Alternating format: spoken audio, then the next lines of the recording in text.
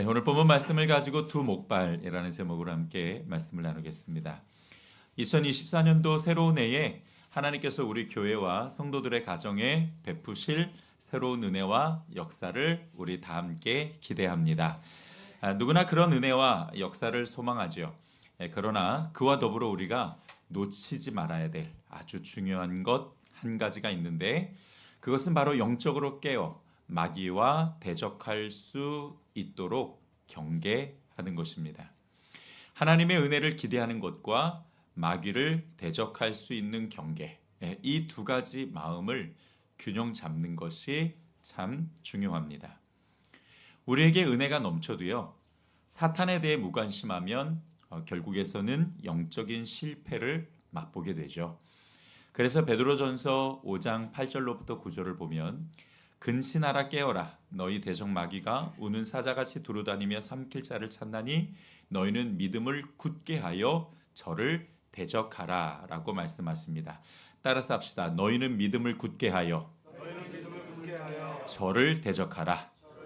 네, 여기서 저를 이야기하는 것이 아닙니다. 누구를 이야기하는 걸까요? 마귀를 이야기하는 거죠. 그러니까 믿음을 굳게 하고 그 다음에 항상 마귀를 대적하기 위해서 근신하고 깨어 있어야 한다는 것이죠. 근신하라는 이 말은 늘 우리의 영적인 허리띠를 동여매라는 뜻입니다. 그러니까 느슨해지지 않도록 우리의 생각과 마음을 항상 조정할 수 있어야 한다는 뜻이죠. 사탄은 우는 사자처럼 두루다니며 삼킬 자를 찾으러 다닙니다. 그냥 가만히 있지 않는다라는 거죠. 그리고 그들은 새해라고 해서 봐주는 것 없고요, 방학이라고 해서 봐주는 것 없습니다. 삼킨다라는 것은 믿음을 무너뜨린다라는 뜻이에요. 그래서 성경은 예수님은 우리에게 믿음을 굳게 하라 라고 말씀하신 거고, 늘 대적할 수 있는, 맞서 싸울 수 있는 준비가 되어야 한다라고 말씀하고 있습니다. 설레는 마음으로 새해를 맞는 지금도 그들은 사실 우리 주위를 돌면서 틈을 노리고 있습니다. 그러니 하나님의 은혜를 기대하는 마음과 또한 마귀를 대적할 수 있는 준비가 균형을 이루어야 한다라는 거죠. 과거를 돌아보면 늘 그랬던 것 같아요. 새해가 되면 설레는 마음으로, 또 기대하는 마음으로 하나님께서 우리에게 베푸실 은혜와 또 그 복을 너무나도 소망하는 마음으로 시작을 하는데, 얼마 가지 않아 금방 사탄의 시험이 들이닥치고 또 여러 고난에 무너지는 것을 경험합니다. 그래서 균형 잡는 것, 그래서 이 마귀를 늘 경계하고 우리의 마음의 허리띠가 느슨해지지 않도록 꽉 잡고 있는 것이 중요한 거죠. 여러분, 사탄의 목적이 무엇입니까? 마귀와 사탄의 목적은 단 하나, 믿는 자들의 믿음을 무너뜨려서 자기들이 들어가야 될 지옥에 우리를 끌고 가는 것, 그것이 사탄과 마귀의 목적입니다. 하나님은 세상 모든 사람들이 구원받기를 원하시죠. 그런데 사탄은 세상 모든 사람들이 지옥 가기를 원합니다. 그래서 어떻게 하든 눈을 부릅뜨고 믿음을 무너뜨릴 자들을 찾으러 다니는 거예요. 예수님께서 이 땅에 다시 재림하시는 그날까지 그들은 여전히 그렇게 하고 다닐 겁니다. 우리가 사탄과 마귀의 존재에 대해서 무관심할 수 없는, 아니 결코 무관심해서는 안 될 이유가 바로 여기에 있는 거죠. 자, 오늘 말씀을 통해서 사탄이 과연 어떤 전략으로 우리 그리스도인들의 믿음을 무너뜨리려고 하는지 그 전략을 우리가 함께 살펴보려고 합니다. 과연 사탄은 성도의 믿음을 무너뜨리기 위해 어떤 전략을 사용할까? 그 근거를 누가복음 21장 7절로부터 8절에서 찾아볼 수 있는데요. 제가 설명드리겠습니다. 제자들이요, 예수님께 질문을 하나 던져요. 예수님, 마지막 때는 어떤 징조가 나타납니까? 예수님께서 이렇게 대답하십니다. 너희는 아무에게도 속지 않도록 주의하라. 뭐 하라고요? 속지 않도록 주의하라. 많은 사람이 내 이름으로 와서 내가 그리스도다, 때가 가까웠다 떠들어대도 그들을 따라가지 마라 라고 대답해 주십니다. 이 말씀을 분석해 보면 이 시대에는 적그리스도가 많이 나타나서 사람을 속일 거라는 겁니다. 자, 여기서 바로 사탄의 전략을 읽을 수 있습니다. 사탄이 믿음을 무너뜨리기 위해서 사용하는 전략은 뭐냐면은 속이려고 하는 겁니다. 그 속임수를 쓰기 위해서 가짜를 만들어내는 거예요. 가짜가 많아지면 진짜를 구분하기가 점점 더 힘들어지겠죠. 무서운 건 만약에 이 가짜를 진짜로 알고 있다가 우리가 하나님 앞에 서게 된다면 그것만큼 정말 억울하고 심각한 일은 없을 겁니다. 그래서 가짜를 구분해낼 수 있는, 우리를 속이기 위해서 만든 바로 그 가짜를 분별해낼 수 있는 영적 분별력, 이것이 오늘을 살아가는 우리 성도들에게 가장 필요한 영성입니다.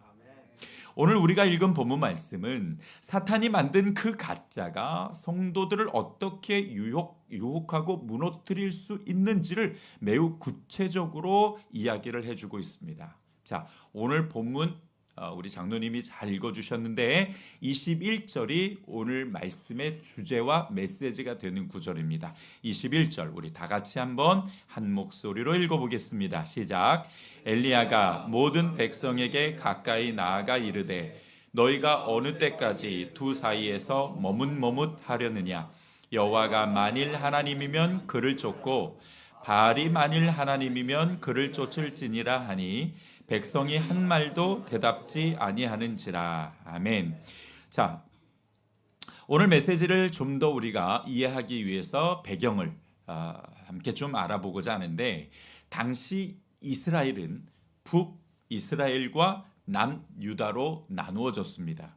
그런데 이 북이스라엘을 다스리던 왕 중에는 하나님을 섬기는 왕이 단 한 명도 없었어요. 그 중에서 가장 악한 왕이라고 불리는 대표적 왕이 바로 아합 왕입니다. 오늘 본문에 나오는 아합 왕이에요. 그런데 이 아합 왕이 당연히 하나님을 섬기지 않으니 누구를 섬겼냐면 바알과 아세라라는 우상을 섬겼습니다. 자, 여러분, 왕이 우상을 섬겼으니 그 왕을 따르는 백성들은 어땠을까요? 당연히 우상을 섬겼던 겁니다. 그런데 이 백성들이요, 그래도 과거에 하나님을 섬기던 기억들이 있어서 뭔가 좀 마음에 찝찝함이 있었던 거예요.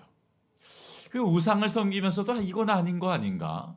도대체 누가 우리의 하나님인 거야? 라고 갈등을 하고 있었죠.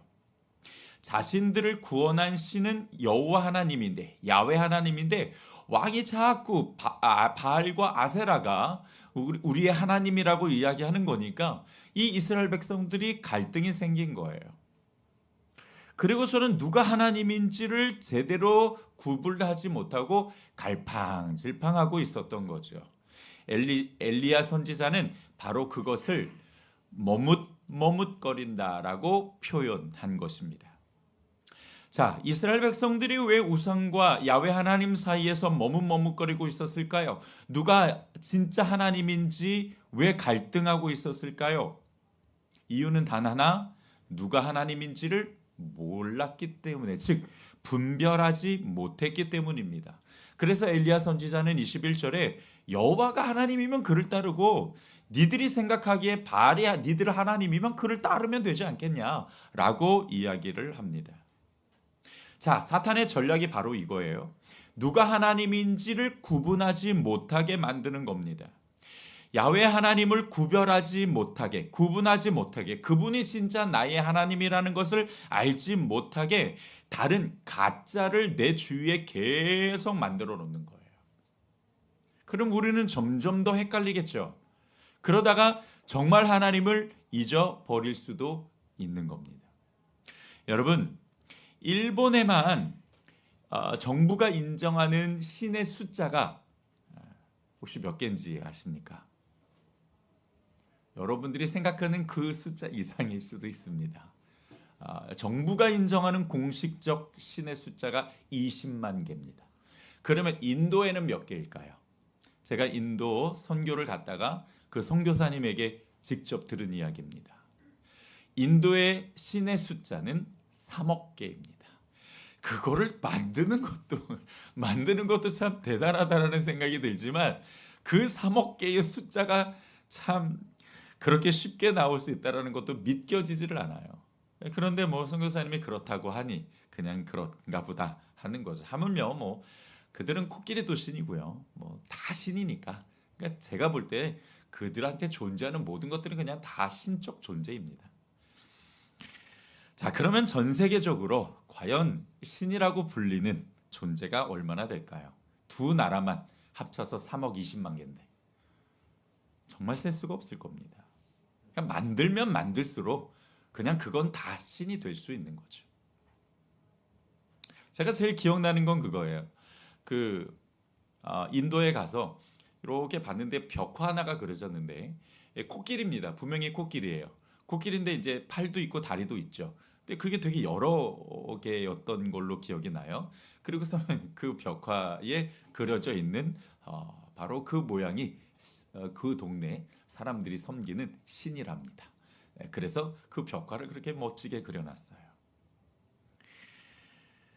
여러분, 사단이 하는 일은 진짜 하나님을 구분하지 못하게 이러한 가짜를 만들어 놓는 겁니다. 우리가 믿어야 될 하나님은 오직 야훼 하나님이죠. 이 여호와, 야훼라는 뜻은 지존자 또는 유일하신 오직 한 분이신 진짜 하나님이라는 뜻을 가지고 있어요. 그러니까 우리가 믿는 하나님은 사람이 만들어냈거나 혹은 사단이 만들어낸 가짜가 아닙니다. 세상을 직접 창조하신 진짜 하나님이시죠. 여러분, 그걸 믿으십니까? 우상은 사탄이 만들어낸 전략적 상품이에요. 하나님을 구분하지 못하게 만들어 놓은 가짜 상품입니다. 이 상품을 애용하는 자들은 신을 자기 맘대로 할 수 있다라는 매력에 빠져서 자기가 원하는 대로, 자기가 하고 싶은 대로, 자기가 필요할 때만 찾는다라는 특징이 있습니다. 너무 좋죠. 편리하죠. 쉽죠. 그래서 많은 사람들이 이 상품을 애용하고 있죠. 그런데 더욱 심각한 것은요, 이 사탄이 만들어내는 가짜 하나님, 곧 그 우상의 존재가 현대에 와서는 범위가 넓어졌다라는 겁니다. 종류가 많아졌어요. 옛날에는요, 송아지, 개구리, 큰 바위, 해와 달, 이런 것들이 우상이었는데, 이제는 보이지 않는 것까지 우상적 존재로 만들어서 우리를 유혹하고 있습니다. 돈, 명예, 매스컴, 심지어 사람까지 우상적 존재로 만들죠. 그런데요, 그뿐만 아니라 성경은 탐심, 즉 욕심도 우상이라고 정의를 하고 있습니다. 욕심도 우상이래요. 그런데 왜 욕심이 우상이 될까요? 여러분, 이 우상에 대한 성경적 개념을 우리가 분명하게 가지고 있어야 돼요. 우상은 하나님을 불순종하는 겁니다. 이 우상은 순종의 대상을 자기가 정하는 거죠. 다시 한번요. 우상은 순종의 대상을 자기가 정하는 겁니다. 그런데 왜 하나님으로 하지 않고 우상을 자기가 순종의 대상으로 정할까요? 그 이유는 하나님이 우리에게 요구하시는 것이 거북하고 부담스럽기 때문입니다.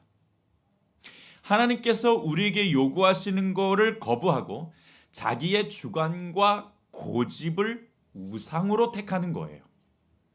그러니까 하나님을 따르지 않고 내가 아는 방법과 결론과 내가 하고 싶은 걸 따르겠다라는 의지가 담겨져 있는 것이 바로 이 우상입니다. 그 내가 우상을 선택한다라는 건 내가 원하는 때에 내가 원하는 걸 내가 갖고 싶으니까 하나님이 내게 요구하시는 것은 나에게 맞지 않고 내가 부담스러우니 내가 원하는 것을 선택할게요 라고 택하는 것이 우상이라는 거예요. 바로 그 우상을 선택하는 것 자체가 내가 섬길 대상을 내가 결정하겠다라는 의지가 담겨져 있는 겁니다. 여러분, 우리는 두 신을 섬길 수가 없어요. 두 가지를 의지할 수 없는 겁니다. 그러니까 세상을 의지하든 아니면 하나님을 의지하든 우상을 의지하든 야훼 하나님을 의지하든 둘 중 하나만 선택해야 됩니다. 죄송합니다. 둘 중 하나여서. 아쉽게도 하나님은 둘 다 의지하는 것을 허용하지 않으세요.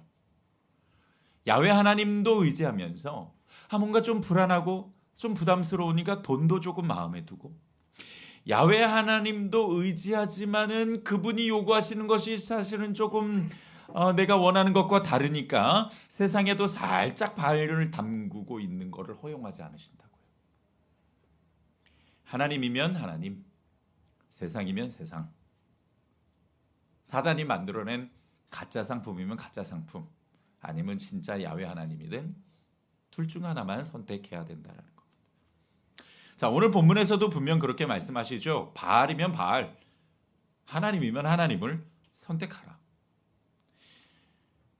이것은 누구를 섬기고 누구를 의지할 것인지 분명하게 택하라는 말씀이죠.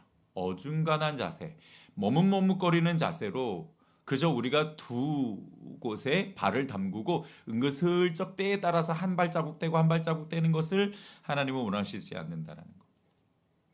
머뭇머뭇거린다라는 이 말은 마치 이런 뜻입니다. 그 원문을 보게 되면 두 목발을 기대어 걷는 사람이 넘어질 듯 위태위태하게 불안하게 걷는 모습을 머뭇머뭇거린다라고 이야기를 해요. 사실 여러분 목발 짚어보셨습니까? 저도 짚어본 기억이 있는데 이렇게 짚어봤는데 너무 아프고 이게 안 해본 거라 막 진짜 걷는 것 자체도 힘들고 뭐 움직이는 것 자체가 너무 위태롭더라고요. 자칫 미끄러질 것 같고 또 자칫 이게 넘어질 것 같은 그런 불안한 모습, 그것이 바로 머뭇머뭇거리고 있는 겁니다. 하나님과 세상 그 사이 어딘가에 서서 이리 왔다 저리 왔다. 내가 좀 불리하면 이쪽으로 가고 내가 좀 이용해 먹고 자면 이쪽으로 가는 그런 모습들이죠. 우상을 의지할 것이냐 아니면 야훼 하나님을 의지할 것이냐, 이 두 사이에서 갈등하고 이런 불안한 모습이 2024년도 나의 모습이 되어서는 안 됩니다. 나를 책임져주고 인도해주고 구원해줄 수 있는 하나님이 어떤 하나님인지 여러분은 선택하셔야 해요. 그 결단을 하나님께서 지금 나에게 촉구하고 계신 겁니다. 2024년도 한 해를 시작하는 데 앞서서 우리의 마음을 결정해야 됩니다. 올 한 해 내가 누구를 따르고 의지할 것인가, 누구를 위해 살 것인가를 여러분 결정하셔야 합니다. 언제까지 그렇게 두 발을 다 담그고 머뭇머뭇거리고 계시면 안 되는 거예요. 오늘 본문 24절에 너무 멋진 말씀이 나오는데요. 너희는 너희 신의 이름을 부르라. 나는 나의 여호와의 이름을 부르리니 이에 불로 응답하는 신 그가 하나님이니라. 백성이 다 대답하되 그 말이 옳도다라고 말씀하십니다. 자, 말씀을 좀 띄워주세요. 자, 다시 한번 보세요. 자, 여기서 누가 진짜 하나님인지를 말씀해 주시고 있죠. 누가 진짜 하나님입니까? 대답하실 때까지 기다릴 거예요. 자, 누가 진짜 하나님입니까? 불로 응답. 왜 그렇게 잘 대답하시면서 자, 응답하는 하나님이 진짜 하나님입니다. 맞습니다. 응답하신다라는 것은 살아계시다라는 뜻이고 반응하실 수 있다라는 뜻이죠. 내가 불렀을 때에 나의 말에 대답할 수 있는 그 존재가 진짜 내가 하나님으로 섬겨야 될, 하나님으로 여겨야 될 분이시죠. 누가 나에게 응답하실 수 있습니까? 오직 야훼 하나님 한 분이신 줄 믿습니다. 돈이 나를 구원해 주던가요? 명예가 나에게 응답하던가요? 아니면 내 주위에 어떤 사람이 내 인생을 책임져 주겠다라고 나서든 거 보셨나요? 여러분들의 인생을 끝까지 책임져 주겠다라고 나선 사람이 있으면 그분을 따라가세요. 그분이 여러분의 인생의 주인이 되어서 얼마든지 풍요롭게 해줄 수 있는 존재니까 따라가세요. 있으면. 그런데 어디 있어요, 그런 사람이? 아무도 그렇게 해줄 수 없습니다. 그러나 야훼 하나님은 우리에게 말씀하셨어요. 내가 너의 목자가 되어줄게. 내가 너에게 책임자가 되어주고 내가 너를 내 백성으로 삼아 내가 너를 풍요롭게 하고 내가 너를 부족함 없게 하고 내가 너를 사망의 음침한 골짜기를 다닐지라도 내가 너를 보호해서 너와 함께 할게. 내가 너의 인생에 개입해서 너가 좀 더 나은 인생으로 나은 행복함을 가지고 살아갈 수 있도록 내가 너와 함께 할게 책임져 줄게 라고 하나님은 우리에게 말씀하시고 나으셨다니까요. 아멘. 그럼 이제 여러분 선택하세요. 여러분의 인생을 맡길, 여러분들의 삶을 맡길 하나님이 진짜 누구인지 택하셔야 합니다. 여러분이 이 자리에 나오셨다고 해서 여러분들의 인생의 주인이 하나님이시면 정말 좋겠는데 사실 좀 냉정하게 들여다보죠. 우리 그렇게 어느 중간쯤에 서서 머뭇머뭇거리고 마치 처음 목발을 짚고 걷는 사람처럼 불안해하는 모습들이 우리 가운데 분명히 있지 않습니까? 결단하셔야 됩니다. 2024년도 한 해를 시작함에 있어서 정말 내 하나님을, 나의 인생과 나의 영혼을 책임질 자를 누구로 할지 여러분 택하셔야 됩니다. 하나님보다, 야훼 하나님보다 더 중요한 것은 없습니다. 여러분 인정하십니까? 야훼 하나님만이 정말 나의 하나님이라는 것을 인정하기를 원합니다. 더 나아가서 그 인정은 입으로만 하는 것이 아니라 삶으로 고백되어야 합니다. 신앙은 입으로나 감정으로 하는 것이 아니죠. 말로나 감정으로 하는 것이 아니라 정말 신앙이 있다라고 한다면 삶으로 증거되어져야 합니다. 자, 그렇다면 여호와 하나님이, 야훼 하나님이 나의 하나님이라는 것을 우리가 어떻게 삶으로 증거할 수 있을까요? 우리가 2024년도 한 해에 이 세 가지를 여러분께서 실천하셨으면 좋겠습니다. 첫 번째, 예배를 통해서 고백할 수 있습니다. 따라서 합시다. 예배를 통해 고백할 수 있다. 뭘요? 이렇게 질문을 드리면 갑자기 좀 당황스럽죠. 예배를 통해 뭘 고백할 수 있습니까? 야훼 하나님이 나의 하나님이라는 걸 고백할 수 있어야 합니다. 여러분, 예배는 하나님을 섬기는 자들이 드릴 수 있는 가장 최고의 신앙 고백인데요. 이 우리가 예배를 드린다라는 건 나는 야훼 하나님을 섬기고 있습니다. 나는 하나님을 내 인생의 최고의 존재로 인정하겠습니다. 나는 여호와 하나님을 나의 창조주이시고 주인으로 인정합니다라는 믿음과 삶의 고백이에요. 그래서 그리스도인들에게 이 예배는 야훼 하나님이 나의 하나님이라는 것을 증거할 수 있는 가장 최고의 표현이요 고백인데요. 그럼 오늘 본문에서도 엘리야 선지자가 우상과 야훼 하나님을 구분하는 데 있어서 뭐 다른 거 하지 않아요. 제사를 드리죠. 그 제사를 통해 진짜 하나님이 누군가를 알려주고 있습니다. 구약의 제사는 곧 예배지요. 마찬가지입니다. 정말 내 인생을 책임지시는 야훼 하나님이 내 하나님이라는 것을 인정하는 그 삶의 가장 훌륭한 선택은 바로 탁월한 선택은 바로 예배입니다. 그래서 우리는 이 예배를 최선을 다해 최고로 드려야 될 필요가 있는 거예요. 다만 주의해야 될 것이 있습니다. 그냥 예배를 드린다고 해서 그 예배가 다 하나님이 받으시는 예배는 아니라는 거예요. 하나님이 받으시는 합당한 예배는 하나님의 기준에 입각한 예배입니다. 즉 내가 생각할 때에 이 정도면 됐지 뭐. 내 이 시간 지각하지 않고 나와가지고 약간 졸립기는 한데 뭐 그래 조금 졸아가면서 억지로 눈을 떠가면서 그래도 이렇게 예배에 앉아서 참석하는 게 이 정도면 되지 않았어? 라고 생각하시겠지만 과연 그것이 하나님이 기쁘게 받으시는 예배의 기준인지는 돌아봐야 됩니다. 적당히 소극적으로 구경하는 예배가 되어서는 안 된다라는 거죠. 그럼 도대체 그 예배의 기준은 뭡니까? 역대상 16장 29절을 보면 여호와의 이름에 합당한 영광을 그에게 돌릴지어다. 제물을 들고 그 앞에 들어갈지어다. 아름답고 거룩한 것으로 여호와께 경배할지어다 라고 말씀하세요. 또 시편 29편 2절을 보면 여호와께 그의 이름에 합당한 영광을 돌리며 거룩한 옷을 입고 여호와께 예배할지어다. 무슨 옷을 입어라? 거룩한 옷을 입어라. 그리고 예배하래요. 그래야 그것이 하나님의 이름에 합당된 영광이 된다고 말씀하십니다. 자, 이 역대상 16장 29절과 시편 29편 2절의 그 두 구절을 정리하면 예배할 때 하나님의 이름에 합당된 영광, 즉 하나님의 그 기준에 입각한 영광이 되어야 되는데, 그 첫 번째가 제물을 들고 나아가라. 두 번째가 아름답고 거룩한 것으로 예배하라. 그 다음에 세 번째가 거룩한 옷을 입고 예배하라 라고 말씀하세요. 자, 첫 번째 제물을 들고 나아가라는 이 말은 말 그대로 정성껏 헌금을 준비하라는 것도 있는데, 거기에서 좀 더 확장돼서 나의 삶이 하나님께 제물로 드려져야 한다라는 겁니다. 여기서 제물은 헌금도 있어야 되지만 자신의 삶도 포함되어진 겁니다. 한 주간의 삶, 그 삶이 하나님의 제단 앞에 산 제물로 드려지는 거예요. 여러분, 이 자리에 오신 것은 예배하러 오신 거죠.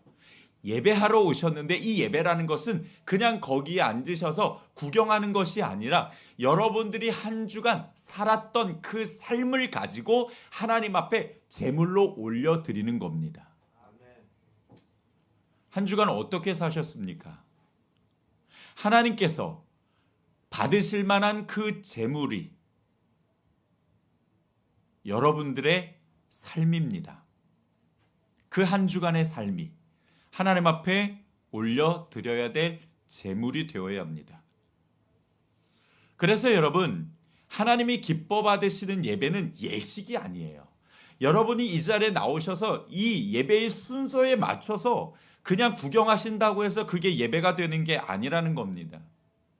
하나님이 원하시는 예배는 여러분들의 삶을 제물로 삼아 하나님 앞에 드리는 거예요. 제물이 된다라는 이 말뜻은 뭐냐면, 세 번째, 거룩한 옷을 입는 것과 연관이 됩니다. 거룩한 옷을 입는다라는 이 뜻은 우리의 삶이 하나님이 기쁘게 받으실 만한 거룩한 삶이어야 된다라는 거예요. 거룩한 삶은 어떤 겁니까? 라고 질문을 드리면 또 굉장히 난감하시죠. 거룩한 삶이라는 것은 한마디로 이거예요. 거룩한 옷을 입는다라는 건 한마디로 이겁니다. 따라서 합시다. 말씀에 순종하여 하나님의 영역 안에 있으며 하나님을 닮아가는 것이다. 네, 분명한 명제를 여러분이 가지고 계셨으면 좋겠어요. 거룩한 삶을 거룩한 것으로 올려드리는 것, 거룩한 옷을 입는다라는 건 바로 이겁니다. 나의 삶을, 나의 인생을 하나님의 말씀에 순종함으로써 하나님의 영역 안에 머물러 있으면서, 그러면서 내가 하나님의 형상을 닮아가는 것. 과거에 예수님을 모르던 그때를 살았던 나의 삶과 나의 인성과 그리고 나의 운명을 버리고 새로운 존재로서 하나님의 모습을 닮아가는 것. 그것이 그냥 이루어지지는 않으니 우리의 삶에 애쓰고 노력하고, 또 우리가 말씀에 순종하기 위해서 참 열심으로 말씀을 읽고 또 그 말씀을 깨닫고 그 말씀을 통해서 하나님을 향해 나아가는 그 경건의 삶을 실천하는 바로 이런 모습들이 나의 삶이 제물로 하나님 앞에 올려드릴 수 있는 것들입니다. 여러분이 하나님 앞에 이 공적 예배로 나오기 위해서는 여러분들 한 주간의 그 삶을 하나님이 기뻐하시는 거룩한 삶으로, 거룩한 옷으로 입고 나오셔야 되는 거죠. 목사님, 나는 한 주간 개차반으로 살았는데 그러면 예배 안 드려도 되는 겁니까? 아주 못된 생각이에요. 네, 그러면은 안 됩니다. 내가 한 주간 잘 못했으면 그 다음 이제 이 공적 예배를 더 소중하게 여기고 나와서 그 다음에 하나님 앞에 결단하셔야죠. 하나님, 내가 한 주간 너무 부족했네요. 이제 다음 한 주간은 내가 정말 말씀도 연구하고 하나님이 어떤 분인지 알고 하나님을 열심히 믿고 또 내가 하나님의 형상을 회복하기 위해서 예전에는 5번 싸운 거 3번만 싸우고, 예전에는 내가 미워했던 사람 좀 덜 미워하고, 내가 예전에는 막 내가 정말 막 그 마음대로 살았던 거 이제 좀 덜 마음대로 살아가는 그러한 노력한 모습을 그 삶을 가지고 내가 다음 주에는 나올게요 라고 하나님 앞에 결단하셔야 될 거 아닙니까? 아멘. 그리고 그 결단을 위해서 우리가 이 자리에 꼭 나와야 되는 거예요. 그리고선 하나님 앞에 그 결단을 올려드리는 것이 여러분 우리가 드려야 될 예배입니다. 이 꼭 다물고 앉아가지고 아멘도 안 하고 그냥 구경만 하고 가시면 안 돼요. 구경하라고 예배에 부르신 건 아니잖아요. 그러니까 공적 예배와 삶의 예배는 연결된 것이고 이 공적 예배를 하나님 앞에 드리기 위해서는 나의 삶의 월화수목금토 이 삶의 예배를 우리가 하나님 앞에 잘 드려야 되는 거예요. 그래서 예배는 공적 예배만 드린다고 성공적으로 되는 것이 아니라 이 삶의 예배를 잘 드려야 그래야 이 예배, 공적 예배와 삶의 예배가 연결되어서 하나님 앞에 드려지는 예배가 되어지는 겁니다. 여러분 몸만 앉아 계신다고 내가 예배 오늘 다 드렸으니까 내가 할 일 다 끝났어 이렇게 생각하시면 너무 큰 오해가 되시는 거예요. 예배 순서가 중요한 게 아니에요. 우리 다음 주부터는 이제 예배 순서가 다 바뀌죠. 예배 순서를 바꾸는 이유도 하나입니다. 우리가 좀 더 본질적으로 예배에 가깝게 가보자. 여러분 예배는 보는 게 아니죠. 예배는 드리는 겁니다. 뭘 드린다고요? 나의 삶을 드리는 거예요. 그러면 내가 뭔가 고백이 되어줘야 될 거 아닙니까? 근데 우리의 식순에는 내가 고백할 수 있는 시간이 참 너무 적어요. 그래서 좀 더 하나님 앞에 나아가 내 삶을 올려드리고 부족했던 나를 돌아보고 결단하면서 하나님 앞에 정말 좀 더 무릎 꿇을 수 있는 그 본질적 예배를 향해 나아갈 수 있는 어떤 변화들이 저는 분명히 있어야 한다고 생각해요. 그래서 그 순서들이 조금은 변경되어지는데요. 이따가 광고 시간에 좀 더 자세하게 설명드리도록 하겠습니다. 아무튼 중요한 것은 뭐냐면 내가 하나님을 예배하는 것으로 하나님이 나의 주인이시고 나의 참 하나님이십니다라를 고백할 수 있다는 건데 이 예배를 그냥 구경하고 참여한다고 되는 것이 아니라 나의 삶을 드리는 하나님의 그 이름에 합당된 영광이 되는 예배여야 되고 그 거룩한 옷을 입고 나의 삶을 하나님 앞에 올려드리는 것이 이것이 바로 하나님이 기뻐하시는 예배다. 그러니 한 주간 여러분들이 삶의 예배를 정성껏 살아가고 정말 하나님을 닮아가는 그 변화의 열매를 여러분께서 가지고 나오셔야 됩니다. 하나님 나 지난주에 정말 5번 싸울 수 있었는데 5번 안 싸우고 3번만 싸웠어요. 너무 잘했죠. 하나님 나 이런 상황에서 이렇게 인내하고 참고 더 열심히 하나님의 모습을 닮아가려고 노력했어요 라는 바로 그 노력의 산물들을 가지고 하나님 앞에 나아가야 된다는 겁니다. 오늘 이 예배가 하나님께서 기뻐 받으시는 예배가 되기를 간절히 소원합니다. 두 번째로 사랑으로 고백할 수 있습니다. 지금 우리 뭘 하고 있죠? 하나님이 나의 하나님이라는 것을 어떻게 우리가 삶으로 보여드릴 수 있나 이에 대해서 말씀을 나누고 있고요. 그 초점을 잃으시면 안 됩니다. 그렇게 하기 위해서 우리는 하나님께 사랑을 고백할 수 있어야 한다. 제가 아직은 더 많이 살아봐야 되겠지만 사실 뭐 더 많이 살아도 인정할 수밖에 없는 딱 한 가지는 뭐냐면 이 세상에 가장 중요하고 가장 큰 가치는 사랑이라는 거. 그것은 지금도 참 많이 느낍니다. 그거면 되는 것 같아요. 우리가 사랑해야 될 것은 두 가지입니다. 하나는 나의 인생의 주인이시고 나를 책임지시는 야훼 하나님을 사랑하고 두 번째로는 바로 그 사랑으로 이웃을 사랑하는 것. 네, 이것이 바로 예수님이 말씀하신 두 가지 강령이기도 하죠. 신명기 6장 5절을 보면 너는 마음을 다하고 성품을 다하고 힘을 다해 내 하나님 여호와를 사랑하라 라고 말씀하십니다. 자, 그런데 왜 하나님은 하나님을 사랑하라고 우리에게 요구하시는 걸까요? 여기서 하나님이 말씀하시는 사랑은 일방적 사랑이 아니에요. 네, 그러니까 자, 너희들 나를 좀 사랑해봐. 내가 한번 보도록 하지. 이렇게 말씀하시는 게 아니라고요. 우리가 하나님을 알기 전에 하나님께서는 먼저 우리를 알고 우리의 이름을 부르시고 구원해 주시고 자녀 삼아 주신 줄 믿습니다. 당신이 창조하신 게 우리잖아요. 어머니의 모태에서 우리를 만드셨으니 그거는 우리도 하나님의 손에 의해서 창조된 거거든요. 그러면 여러분, 하나님이 창조하신 이 존재를 어떻게 사랑하지 않으실 수 있겠습니까? 하나님이 우리를 어머니의 모태에서 창조하셨다라는 건 이미 우리에 대한 큰 계획이 있으시다라는 거고, 이미 우리에 대한 애정이 가득하다라는 거예요. 그 사랑과 그 긍휼과 그 애정과 그 인애를 가지고 이 땅에 우리를 보내셨을 때 하나님께서 얼마나 기대를 많이 하시겠어요.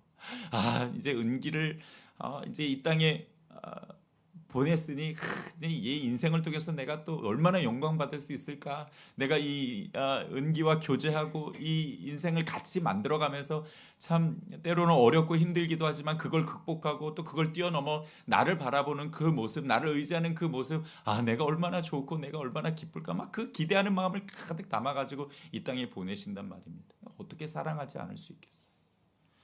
그러니까 여러분, 여기서 하나님이 하나님을 사랑하라 라는 이 말은 이렇게 해석하셨으면 좋겠어요. 하나님은 나와 교제하고 친해지기를 원하신다라는 것. 그렇게 해석하셨으면 좋겠어요. 사랑은 관계적 언어잖아요. 관계가 아니고서는 이 단어는 성립되지 않아요. 그러니까 하나님께서 나를 사랑해 라고 이야기하는 건 내가 너를 이미 사랑하고 있어가 포함될 뿐만 아니라 이제 그 사랑으로 나와 교제하고 너 인생을 같이 나랑 만들어 가보자. 완성해 가보자. 그 인생 생각보다 정말 멋지고 대단한 거야. 내가 너를 이 땅에 보내기 위해서 얼마나 많이 계획하고 얼마나 많이 내 감정과 마음을 담아서 보냈는데 그거 좀 알아줬으면 좋겠어. 그거 같이 한번 찾아가 보자 라고 말씀하시는 거예요. 여러분, 사랑은 그것이 전부입니다. 하나님께서 우리를 사랑하신다라는 건 하나님께서는 우리가 전부인 거예요. 그래서 같이 관계를 만들어 가보자. 같이 그 인생 만들어 가보자 라고 말씀하시는 겁니다. 내가 하나님을 진정으로 사랑할 때 그 사랑이 얼마나 큰지를 알 수 있어요.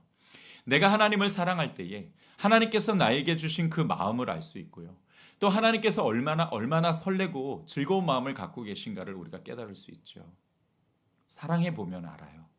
그분의 마음을, 그분의 생각을, 그분의 뜻을 알 수가 있어요.